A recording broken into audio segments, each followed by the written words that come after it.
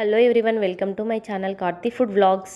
First time ఈ video చూసిన వాళ్ళైతే సబ్స్క్రైబ్ చేసుకోండి. 2 మినిట్స్లో ఇన్స్టెంట్గా బాయిల్డ్ ఎగ్ కర్రీ ఎలా రెడీ చేసుకోవాలో ఈ వీడియోలో చూసేద్దాం.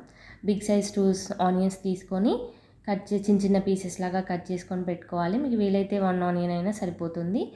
2 పచ్చిమిర్చి తీసుకొని చిన్న చిన్న పీసెస్ లాగా కట్ చేసి పెట్టుకోవాలి.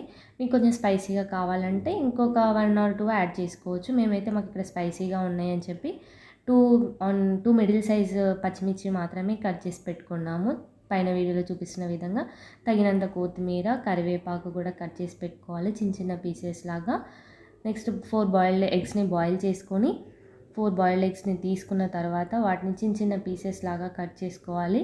మీకు వీడియోలో చూపిస్తున్నట్టుగా మాకు ఆ సైజులో కావాలి అని చెప్పి ఆ సైజులో కట్ చేసాము. మీకు కావాల్సిన ఉంటే ఇంకా చిన్నగా కట్ చేసుకోవచ్చు, లేదంటే పెద్దగా కట్ చేసుకోవచ్చు.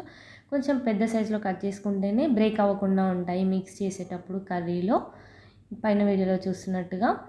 నెక్స్ట్ ప్యాన్ పెట్టుకొని దాంట్లో 2 టేబుల్ స్పూన్స్ ఆయిల్ వేసుకొని ఆయిల్ హీట్ అయిన తర్వాత చిటపటలాడేలాగా జీలకర్ర, ఆవాలు వేసుకొని కొంచెం చిటపటలాడిన తర్వాత కట్ చేసి పెట్టుకున్న ఆనియన్స్ వేసుకొని వాటిని కలుపుకోవాలి. మీ పైన వీడియోలో చూపిస్తున్నట్టుగా మిక్స్ చేసుకోవాలి ఆనియన్స్ని. మీకు స్మూత్గా రావాలి, మంచిగా స్మూతీగా రావాలి అనుకుంటే ఆనియన్ గ్రేవీ దాంట్లో కొంచెం సాల్ట్ యాడ్ చేసుకొని మిక్స్ చేసుకొని మూత పెట్టుకొని ఒక 2 మినిట్స్ కుక్ చేస్తే చాలా స్మూత్గా కుక్ అయిపోతుంది ఆనియన్. కొంచెం బ్రౌనిష్ అయిన తర్వాత దాంట్లోకి కట్ చేసి పెట్టుకున్న పచ్చిమిర్చి, కరివేపాకు వేసుకొని మళ్ళీ మంచిగా మిక్స్ అయ్యేలాగా మంచిగా కలుపుకోవాలి. ఇంకా మొత్తం బ్రౌనిష్ కలర్లో అయ్యేంత వరకు మొత్తం మనం ఆనియన్స్, పచ్చిమిర్చి, కరివేపాకుని కుక్ చేయాలి. మూత పెట్టి ఒక 2 మినిట్స్ or 3 మినిట్స్ బ్రౌనిష్ కలర్లోకి వచ్చేంత వరకు మనం కుక్ చేసుకోవాలి.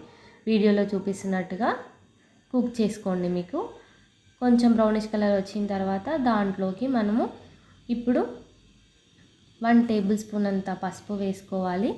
1 టేబుల్ స్పూన్ పసుపు వేసుకున్న తర్వాత దాన్ని మంచిగా అంతా కలిసేలాగా మిక్స్ అయ్యేలాగా కలుపుకోవాలి. 1 tablespoon ginger garlic paste వేసుకొని బాగా మిక్స్ అయ్యేలాగా మంచిగా ప్యాన్లో కలుపుకోవాలి.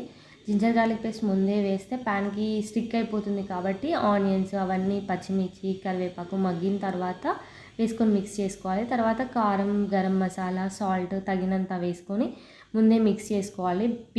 బాయిల్డ్ ఎగ్ పీసెస్ వేయక ముందుకి, తర్వాత వేస్తే బ్రేక్ అవుతుంది కాబట్టి ఇవన్నీ ముందే వేసుకోవాలి, కలుపుకోవాలి.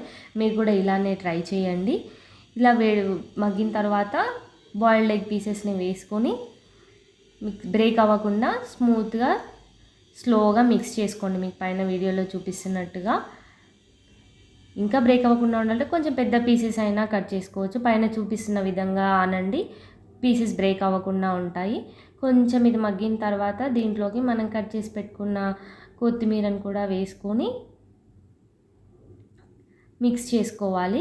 మిక్స్ చేసుకున్న తర్వాత ఒక ఇన్స్టెంట్గా రెడీ చేసుకునే బాయిల్డ్ ఎగ్ కర్రీ రెడీ అయిపోయింది. ఈ వీడియో కనుక మీకు నచ్చినట్లయితే subscribe to my channel Karthi food vlogs. నచ్చితే లైక్ చేయండి, షేర్ చేయండి, వీలైతే కామెంట్ చేయండి. Thank you everyone.